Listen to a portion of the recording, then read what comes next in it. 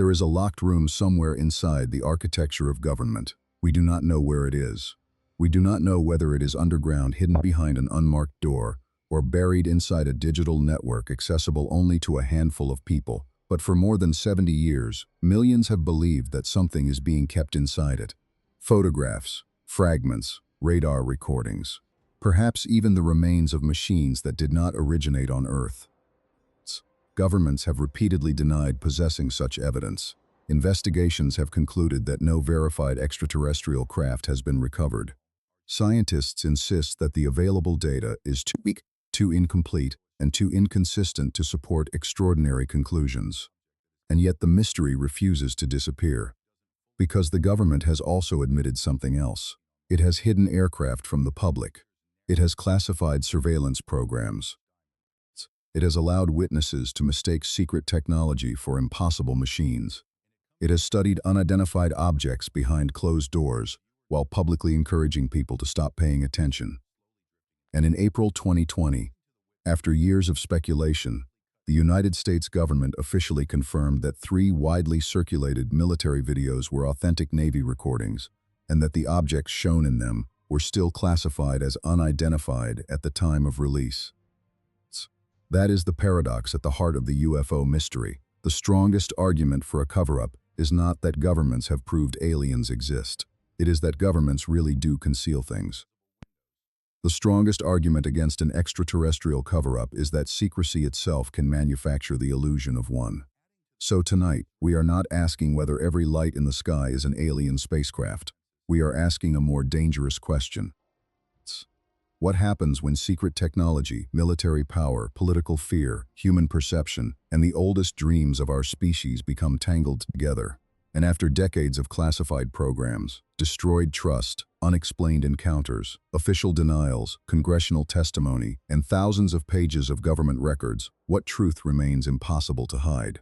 To understand the answer, we must return to the summer when the modern UFO was born. In June 1947, private pilot Kenneth Arnold was flying near Mount Rainier in Washington state when he reported seeing 9 objects moving in formation. His description was transformed by newspaper coverage into a phrase that would travel around the world: flying saucers. Within weeks, the sky seemed to fill with them. Reports arrived from civilians, pilots, police officers, and military personnel. The phenomenon was new, but the fear surrounding it was not. The Second World War had ended only 2 years earlier. Cities still carried scars from bombing. The Soviet Union was no longer an ally. Atomic weapons had changed the meaning of destruction. Radar had taught military planners that an attack might appear first as a symbol on a screen moving toward a city before anyone on the ground could see it. In this atmosphere, an unidentified object was not merely strange. It could be a weapon. It could be surveillance. It could be the first sign that another nation had achieved a technological breakthrough. And then, in July 1947, something fell into the desert near Roswell, New Mexico. The event would eventually become the most famous UFO story in history, but its beginning was remarkably brief. Personnel connected to Roswell Army Airfield announced that they had recovered a flying disc. Soon afterward, the explanation changed. The material was said to have come from a weather balloon. That reversal lasted only a matter of hours. Its consequences lasted for generations. To believers, the sequence appeared obvious. First came an accidental admission, then came the cover story. If the first announcement was true, the government had revealed too much. If the second announcement was true, then highly trained military personnel had somehow mistaken balloon debris for a flying disc. Neither possibility inspired confidence. Decades later, official investigations concluded that the recovered material was consistent with a balloon system associated with Project Mogul, a classified effort designed to detect evidence of Soviet nuclear tests. The National Archives states that an extensive Air Force search found no records indicating the recovery of alien bodies or extraterrestrial material. But this explanation exposed the deeper problem. The government's account had changed because the real project was secret. Project Mogul did not need to be extraterrestrial to create the appearance of an extraterrestrial cover-up. It only needed to be classified. Imagine the farmer who found unusual debris scattered across the land. Imagine the officers who arrived. Imagine military vehicles removing material while officials struggled to construct an explanation that would protect a sensitive operation. The public saw a contradiction. The military saw national security. And between those two interpretations, Roswell became something larger than an incident. It became a symbol. For believers, it represented the moment the truth was taken away. For skeptics, it demonstrated how secrecy, memory, rumor, and later storytelling can transform ordinary material into a legend. For the government, it became a wound that no later report could close. That is because trust does not move backward through time. Once people believe an institution has lied, every correction can sound like another lie. Every missing page becomes evidence. Every classification stamp becomes a locked door. And every witness who changes a detail becomes either unreliable or threatened, depending on what the listener already believes. Roswell did not prove that an alien spacecraft crashed in New Mexico, but it did prove that the government could hide the real purpose of an object in the sky. That distinction would shape everything that followed. By the beginning of 1948, the United States Air Force had formalized its investigation of unexplained aerial reports under Project Sign. The question was not initially framed as fantasy.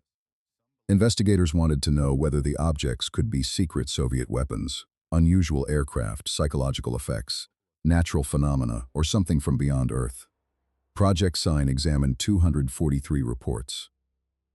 Its official conclusion was cautious. There was not enough decisive evidence to prove or disprove that unknown, unconventional aircraft existed.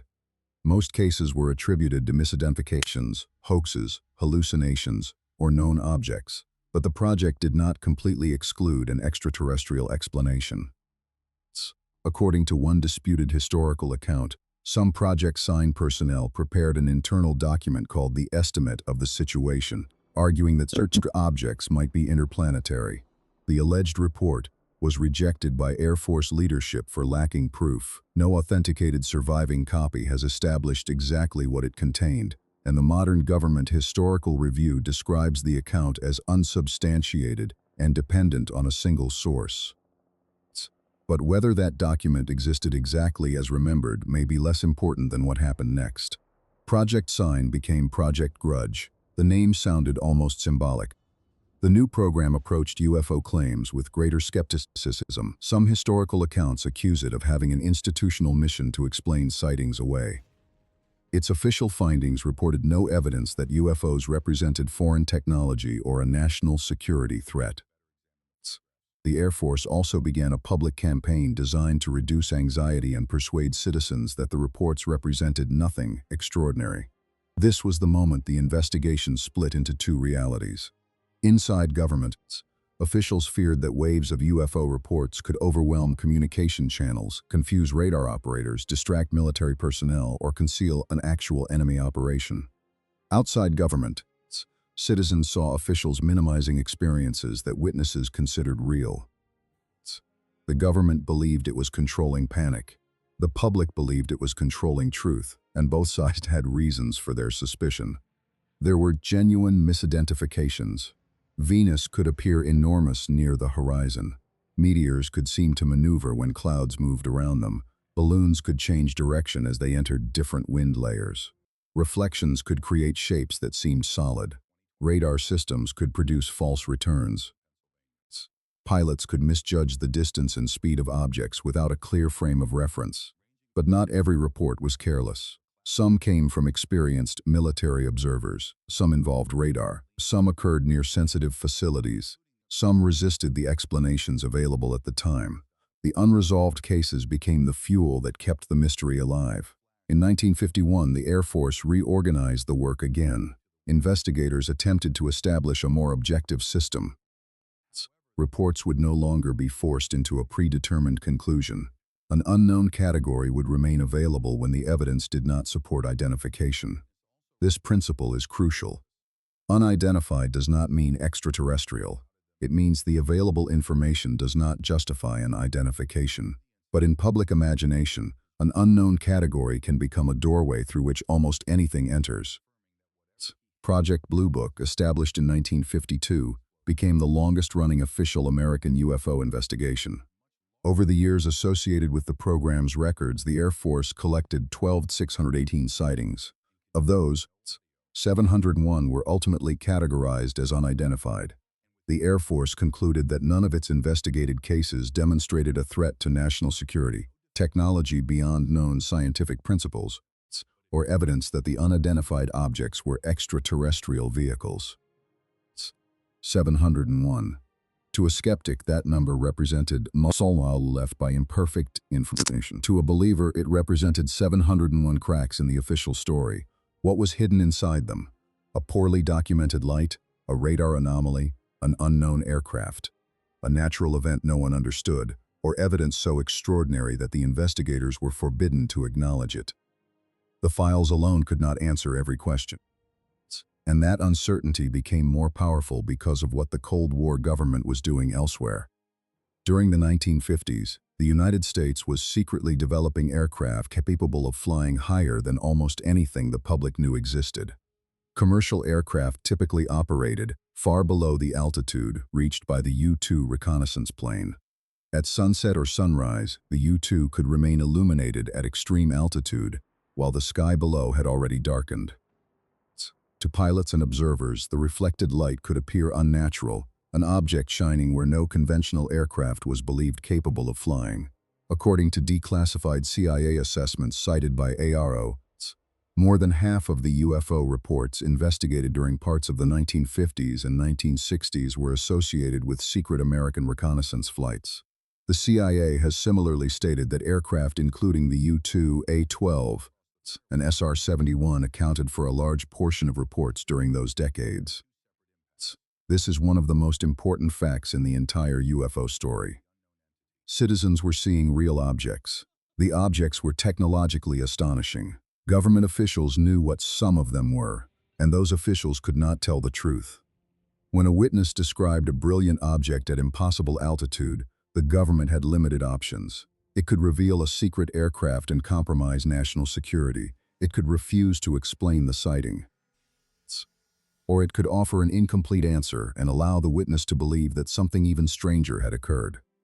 The government did not need to invent flying saucers. Secrecy did that work for it. But there was another dimension. If unidentified reports could be caused by secret American technology, military officials also had to consider whether other reports might reveal secret Soviet technology. The UFO problem, therefore, existed at the intersection of intelligence and public belief. Every sighting could be meaningless. Every sighting could expose a classified domestic program. Every sighting could be an enemy test. And somewhere among thousands of errors, officials feared that one genuine threat might be dismissed. That fear intensified in the summer of 1952. Unidentified radar returns and visual sightings were reported around Washington, D.C. The events gained national attention because they appeared near the symbolic and political center of American power. The CIA created a special study group after the increase in reports, particularly those connected to the Washington area.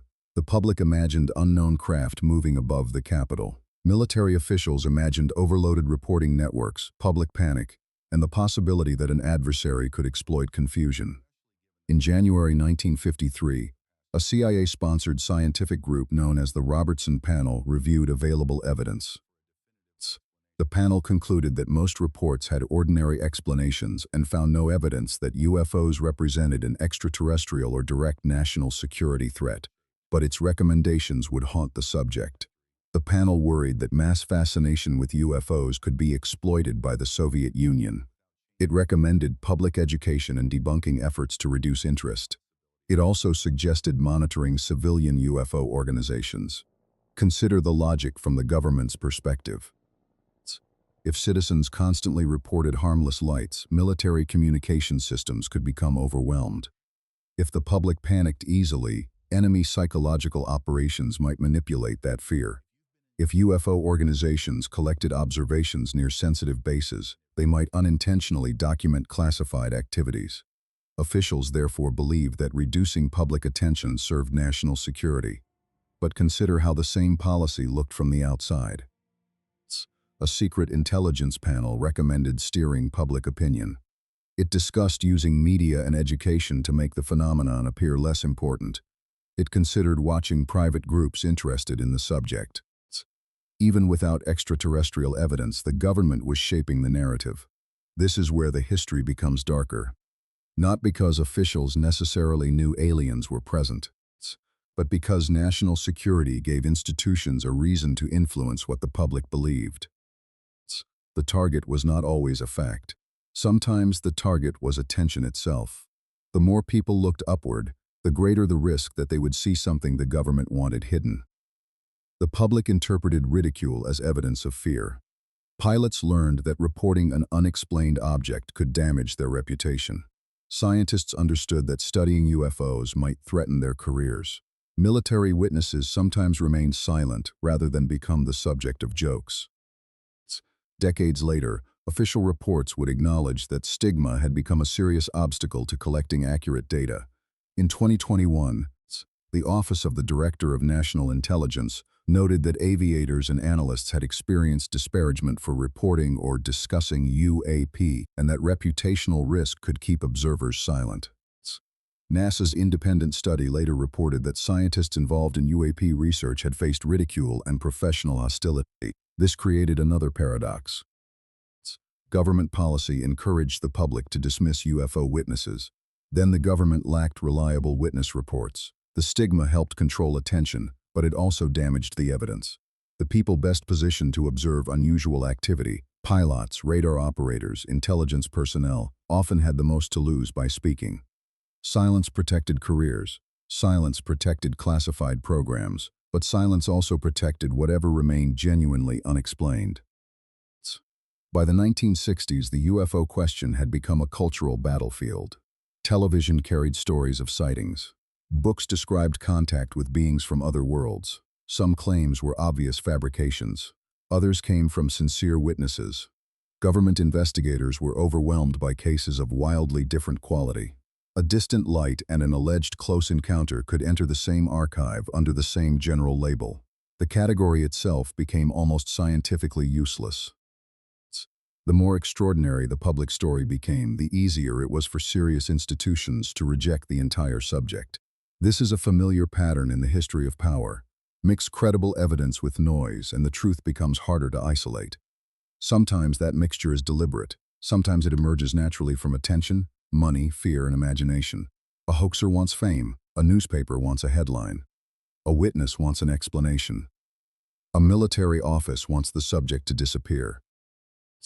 A researcher wants access. A politician wants transparency. Each person adds something to the story. Eventually, the original event becomes buried beneath interpretations. In 1966, after continuing controversy, the Air Force funded an academic study at the University of Colorado led by physicist Edward Condon. The project examined whether UFO reports justified further scientific investigation. The final report was widely interpreted as concluding that continued study was unlikely to produce major scientific discoveries. The National Academy of Sciences later endorsed the study's overall scientific credibility, although critics, including former Blue Book scientific advisor J. Allen Hynek, challenged aspects of its approach. In December 1969, Project Blue Book was terminated. Officially, the United States Air Force no longer considered UFOs a subject requiring a dedicated investigative program. But history did not end. It only moved out of sight.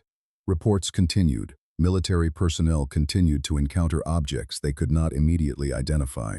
Intelligence agencies continued to monitor threats in the sky. Secret aircraft continued to be developed. The difference was that the public could no longer point to a single office and ask what it knew. The absence of an official program created space for a more powerful idea.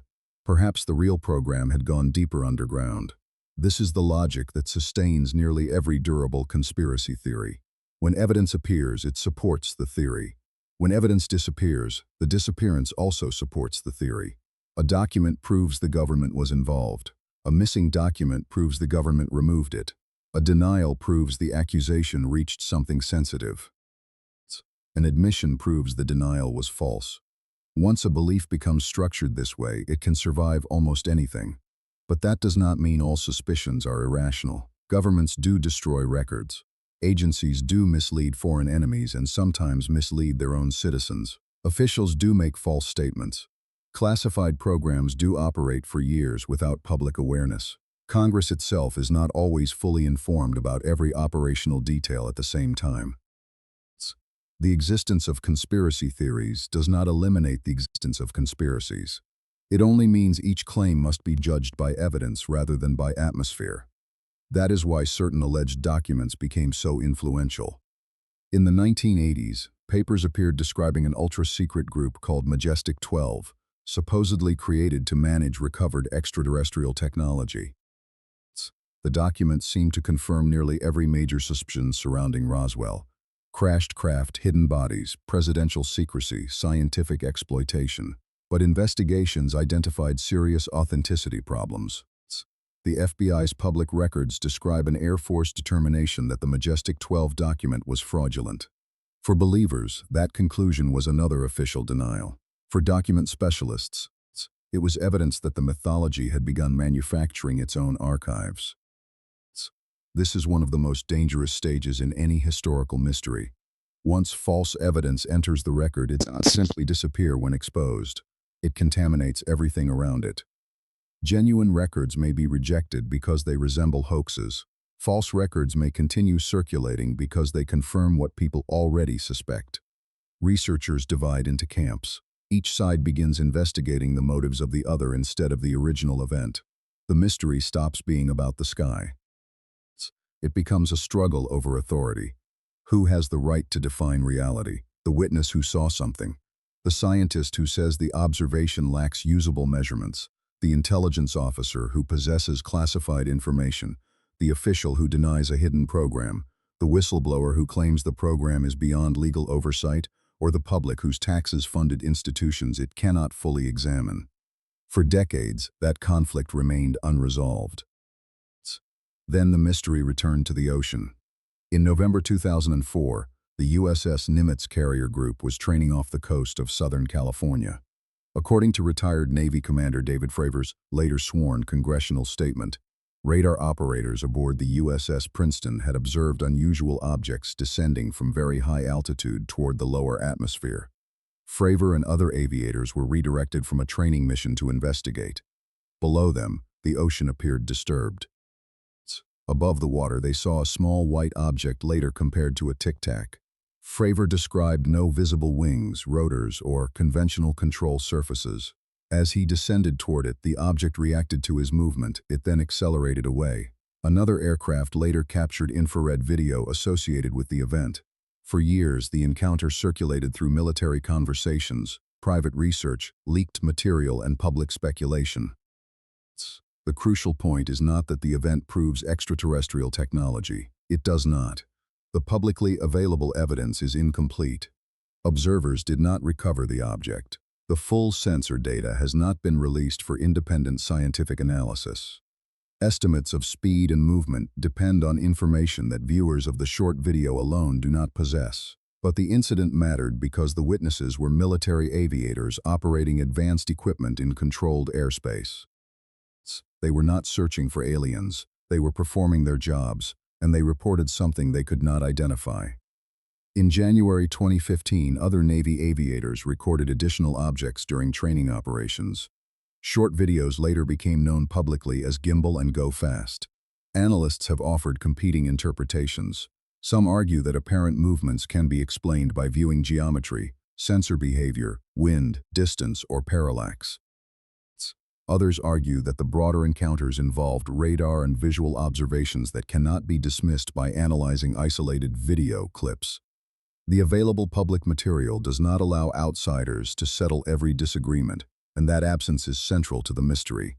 The government possesses more capable sensors than the public, but revealing raw data may expose how those sensors operate. The information most useful for identifying an object may also be the information most valuable to an adversary. Classification, therefore, protects the sensor. But by protecting the sensor, it hides the evidence. Once again, national security creates a perfect environment for suspicion. The government says it has analyzed information the public cannot see. The public is asked to trust the conclusion without examining the complete basis for it. For decades, this arrangement remained stable. Then the videos escaped. In 2017, major public attention returned to UAP after reports revealed that the Pentagon had supported a program associated with the study of unusual aerospace threats. Details about the program's name, scope, leadership, and accomplishments became subjects of dispute. Former officials and contractors offered differing accounts of what had been investigated. The public learned that, despite the disappearance of Project Blue Book, parts of the national security system had continued spending time and money on anomalous reports. The locked room seemed to exist after all, but what was inside it remained uncertain. Some of the work focused on future aerospace threats. Some was associated with broader speculative research. Some participants were deeply interested in paranormal claims. Official reviews later argued that certain modern allegations of secret extraterrestrial programs originated within a relatively small network of individuals whose claims circulated repeatedly through government, private organizations, and Congress. This does not automatically prove that every participant was wrong. Circular reporting is a warning, not a final answer. If 5 people repeat information obtained from the same unnamed source, investigators do not possess 5 independent confirmations. They possess one claim with 5 echoes. In intelligence analysis, independence of sources matters. So does direct access. So does physical evidence. And here, the UFO mystery repeatedly encounters the same wall. People with impressive credentials report hearing extraordinary information from other credentialed people. Programs are described but not publicly documented.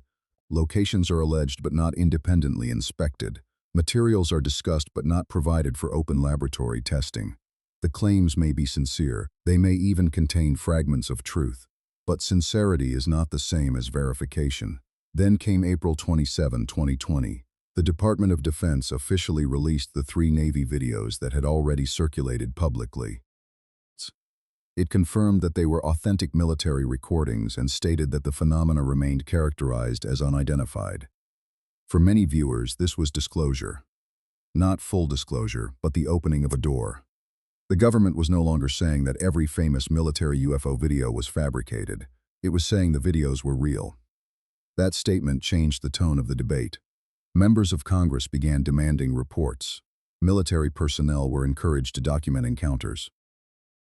The language changed from UFO, burdened by decades of ridicule, to UAP, unidentified aerial phenomena, and later unidentified anomalous phenomena. The new term sounded clinical. It placed the mystery inside the language of sensors, domains, intelligence, and flight safety. But a new name did not create new data. In June 2021, the Office of the Director of National Intelligence released a preliminary assessment based primarily on reports from 2004 through March 2021. The assessment reviewed 144 reports from government sources. 80 involved observation by multiple sensors. Only 1 was identified with high confidence, a large deflating balloon. The remaining cases lacked sufficient information for firm attribution at the time of the report. The assessment stated that most of the reported phenomena probably represented physical objects because many were registered through radar, infrared, optical systems, weapon seekers, or visual observation. But it also warned that unusual apparent movement could result from sensor error, spoofing, or misperception. The report did not say aliens. Instead, it described 5 broad categories: airborne clutter, natural atmospheric phenomena, American developmental programs, foreign systems, and an open category for other explanations. This was not confirmation. It was institutional uncertainty. But institutional uncertainty can feel revolutionary after decades of confident dismissal. The government was effectively saying that it did not know what some of its personnel had encountered. 11 reports involved documented near misses, making the subject a practical aviation concern regardless of origin. A balloon near a cockpit does not need to be extraterrestrial to be dangerous. A foreign drone does not need to violate physics to be a security threat. A sensor anomaly does not need physical form to create a false target during a military operation. And an unidentified object does not need to come from another star to expose a gap in national defense. This is where the UFO debate often becomes trapped by its most dramatic possibility act. Is it alien? But government analysts must first ask dozens of less cinematic questions. Was the sensor calibrated? What was the viewing angle? What was the wind speed? Were satellites present? Was a rocket launched? Did another aircraft cross the line of sight? Could infrared glare alter the object's apparent shape? Did the camera rotate? Was the estimated distance accurate? Could the observer have mistaken apparent motion for actual acceleration? Was electronic warfare involved? Was the object collecting intelligence? Was it American? Was it foreign? Was it even one object? Each question can transform the event. A light moving impossibly fast may be a distant object viewed against a moving background. An object apparently rotating may be an optical effect inside a sensor system. A cluster of bright orbs may be reflected sunlight from satellites. A shape that seems enormous may be small and nearby, but the reverse is also possible. A case dismissed as an optical illusion might contain data unavailable to the public. A witness who appears mistaken may have observed the event through multiple systems. An explanation that fits a video may not explain the entire encounter. The honest position is not belief or disbelief. It is discipline. State what the evidence supports, state what it does not, and never allow the emotional power of the mystery to replace measurement. NASA entered this difficult territory in 2022 by establishing an independent study team to examine how scientific methods and existing data systems might contribute to future UAP research. Its final report, published in September 2023, did not examine every famous historical case. Instead, it focused on the quality of evidence and the methods needed to improve it. Our conclusion was frustrating but important. Despite numerous stories and images, there was not a consistent, detailed, curated body of observations sufficient for definitive scientific conclusions. Most sightings appeared attributable to known phenomena, while a small number could not be immediately identified because the necessary data was absent. This sounds less exciting than recovered spacecraft, but it points toward the real scientific problem. Human beings are surrounded by cameras, radar, satellites, aircraft sensors, weather systems, astronomical databases, and communication networks. Yet most UAP incidents still arrive as fragments. A brief recording, a compressed file, a memory, an estimated direction, a time without precise coordinates, an image without metadata, a radar description without the raw radar information, a claim about speed without reliable distance. Science cannot reconstruct a three-dimensional event from a dramatic adjective. It needs standardized measurements. NASA recommended better data collection, reduced stigma, cooperation with aviation authorities, and the use of machine learning to search large datasets for rare events. But it also emphasized that sophisticated algorithms are only useful when the underlying data is reliable. Bad data processed by artificial intelligence does not become truth. It becomes automated confusion. While scientists focused on methodology, the political drama intensified. On July 26, 2023, 3 witnesses appeared before a United States House subcommittee during a public hearing on UAP, national security and government transparency. Retired Navy Commander David Fravor described the 2004 Tic Tac encounter. Former Navy pilot Ryan Graves discussed recurring reports from aviators. And former intelligence officer David Grush presented the most explosive allegations heard in an open congressional setting in decades. Grush stated that he had been informed of a multi-decade crash retrieval and reverse engineering program involving UAP. He said he had been denied access and had reported his information through official Inspector General channels. He emphasized that his public testimony was based largely on information provided to him by other individuals. To supporters, his background made the claims impossible to dismiss. To critics, the central evidence remained indirect and unavailable to the public. Both observations can be true. A person may be credible and still receive inaccurate information. A second-hand claim may justify investigation without proving the claim. A classified complaint may contain important evidence without making that evidence independently verifiable. And testimony under oath increases the consequences of dishonesty, but it does not guarantee that every underlying source was correct. This is the moment when many documentaries choose a side. They either announce that disclosure has begun or declare that nothing happened. But the reality is more difficult. Congressional testimony established that serious allegations existed inside the national security community. It did not publicly establish that recovered non-human spacecraft existed. That distinction is the line between investigation and belief. The hearing also exposed a constitutional question larger than UFOs. Can highly classified programs become so compartmentalized that elected representatives cannot effectively oversee them? Special access programs exist for legitimate reasons. Information is divided so that no single compromised person can expose an entire operation.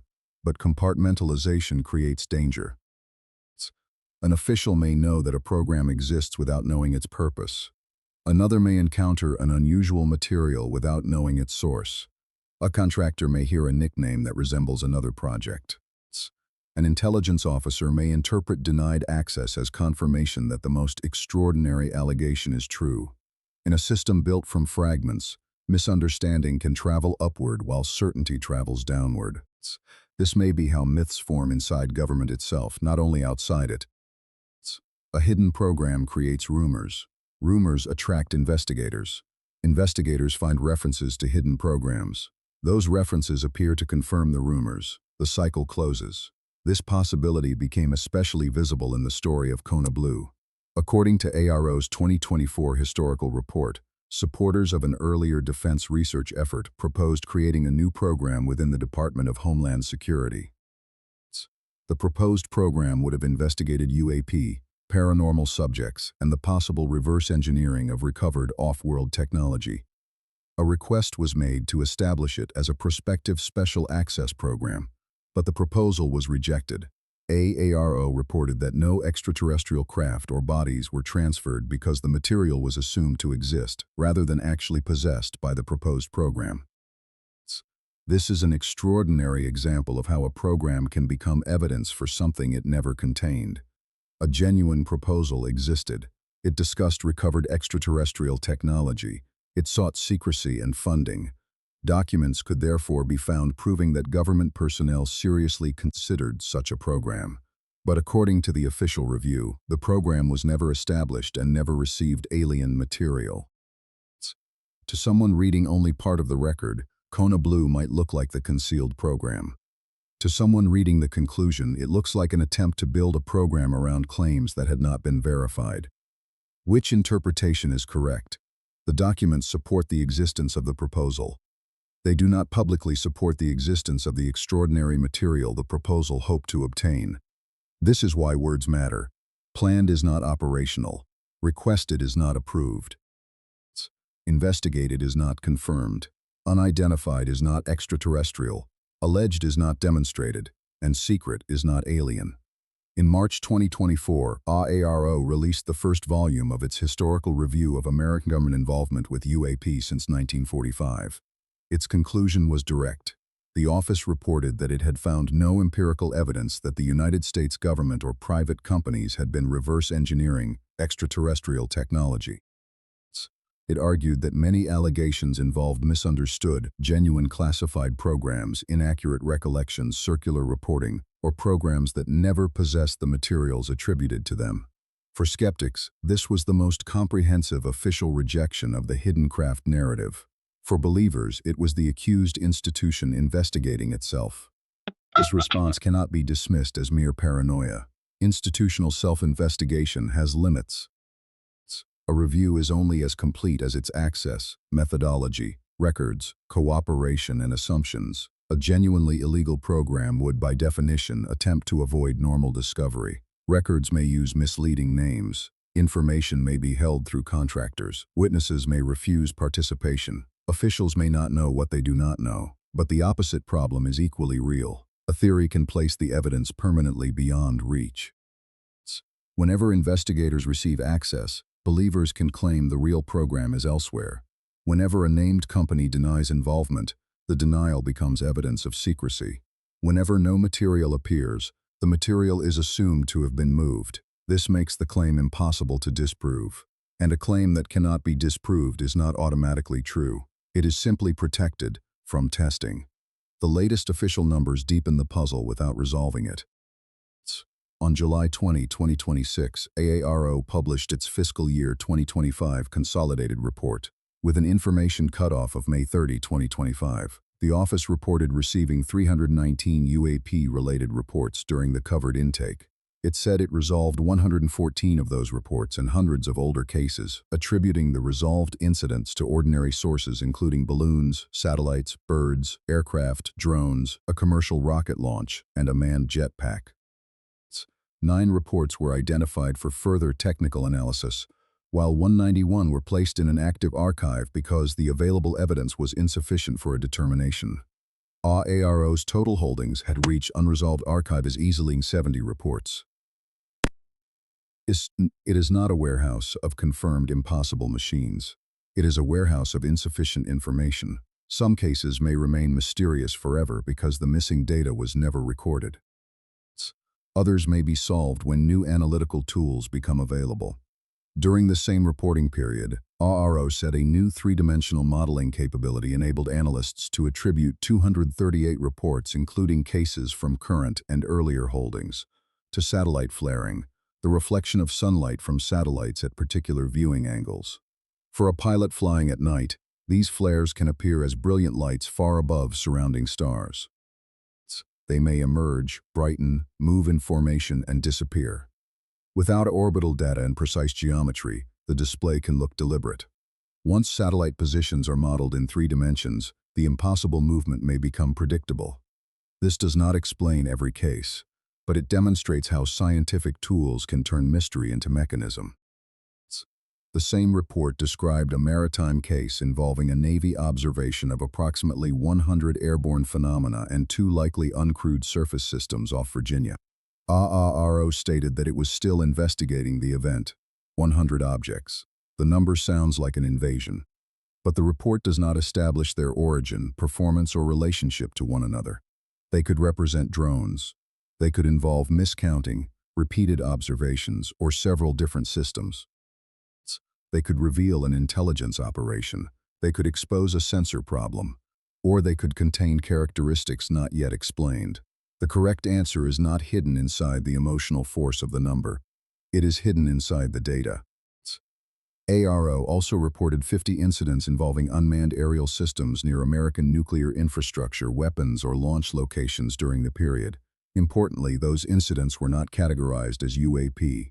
Many involved recognizable drone-like forms.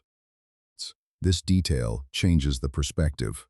For decades, stories have connected UFOs with nuclear sites. Some historical cases remain contested, but modern nuclear facilities also face a very human threat: commercially available or state-operated drones entering sensitive airspace.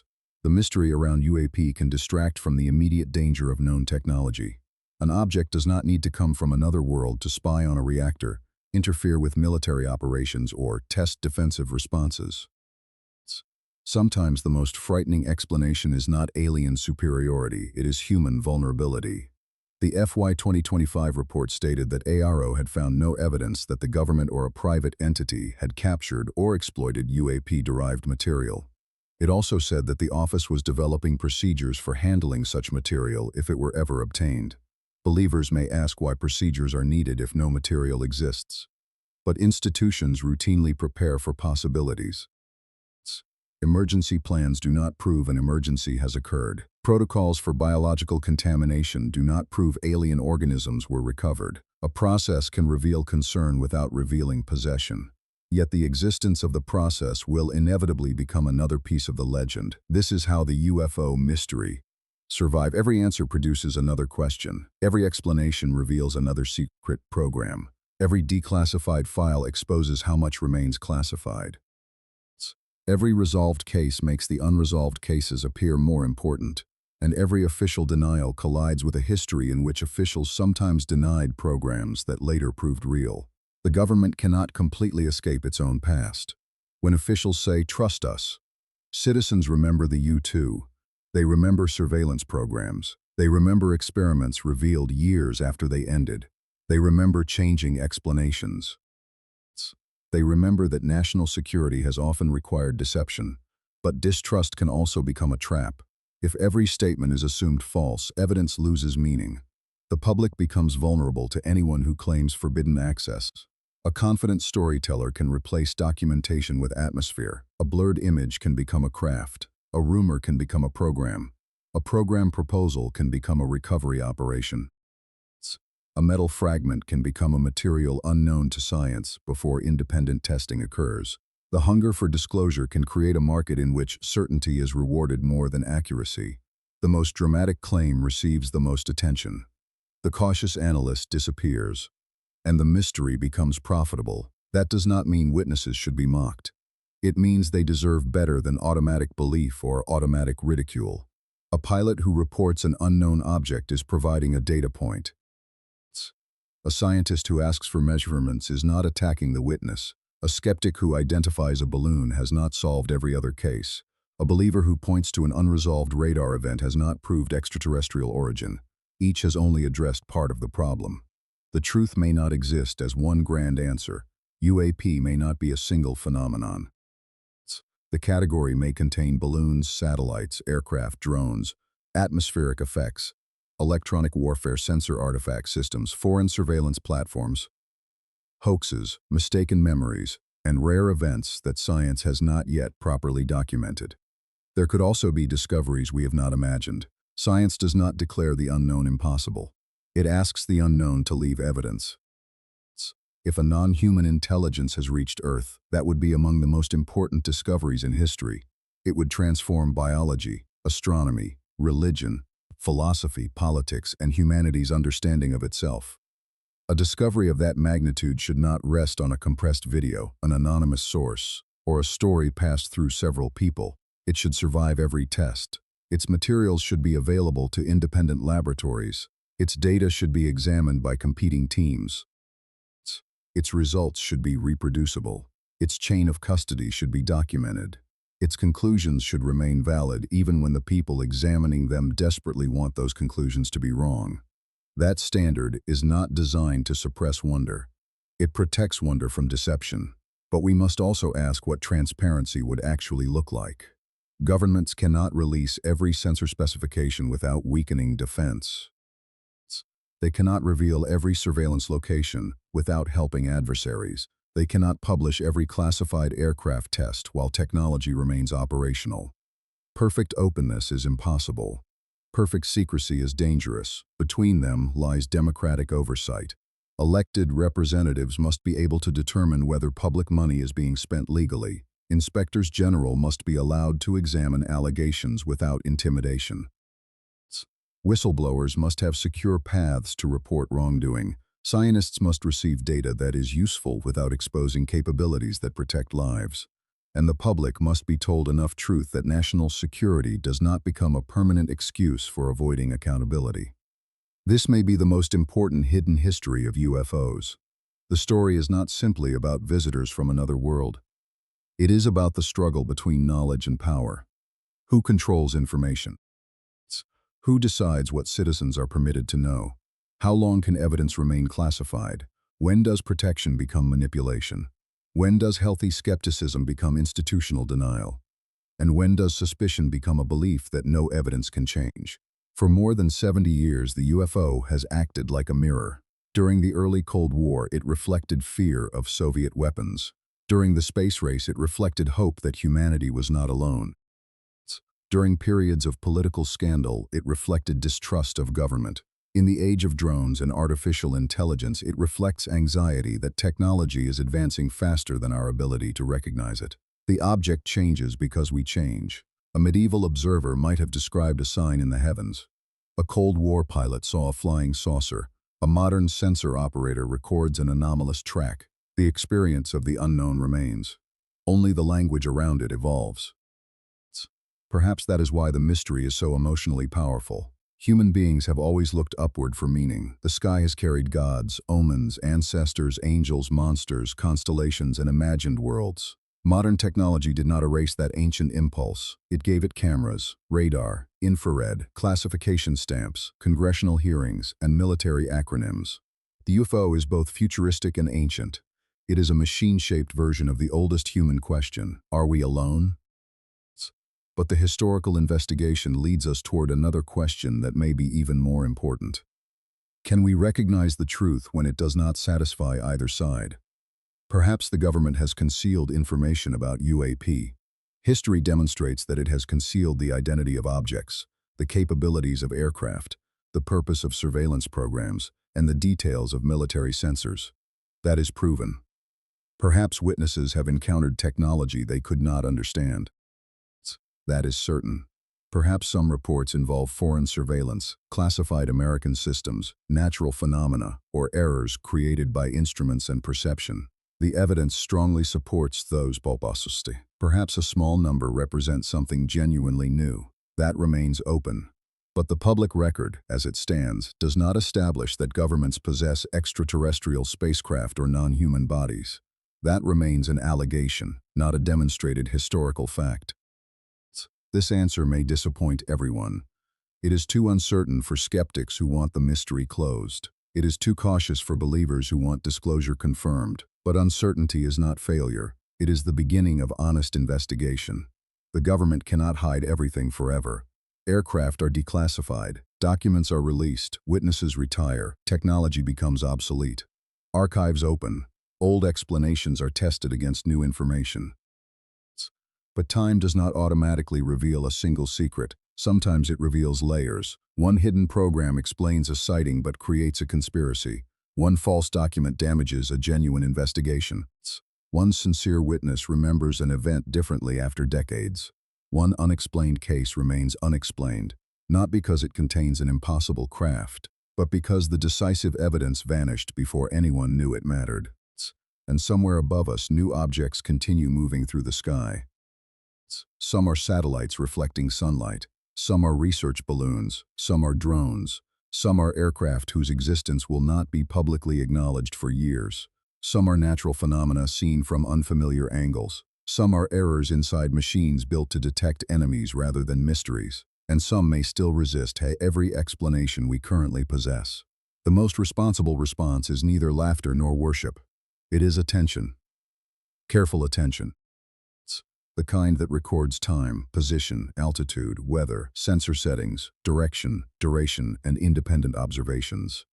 The kind that accepts an ordinary answer when the evidence supports it.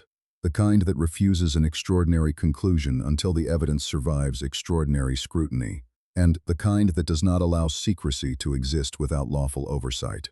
Because perhaps the greatest secret governments cannot hide is not a spacecraft. It is the cost of secrecy itself. Each classified truth leaves an empty space in public understanding, and human beings do not leave empty spaces alone. We fill them with fear, we fill them with hope, we fill them with stories. Sometimes those stories bring us closer to truth. Sometimes they carry us farther away. So after decades of investigations, denials, admissions, hidden aircraft, unexplained recordings, disputed testimony, and locked archives, we are left standing beneath the same night sky as the witnesses of 1947. We know more than they did, and yet the essential mystery remains. Not simply whether someone else is out there, but whether we, surrounded by secrecy, technology, belief, and doubt, would be capable of recognizing the answer. What do you believe lies at the center of the UFO mystery? Evidence of a non-human intelligence, secret human technology, institutional confusion, or a combination of truths that no single explanation can contain? Share your thoughts in the comments. And subscribe to The Last Belief, where we continue investigating the hidden histories, ancient faiths, cultural mysteries, religious questions, and unexplained events that have shaped humanity's understanding of the world and of ourselves, because sometimes the most important truths are not the ones we are told.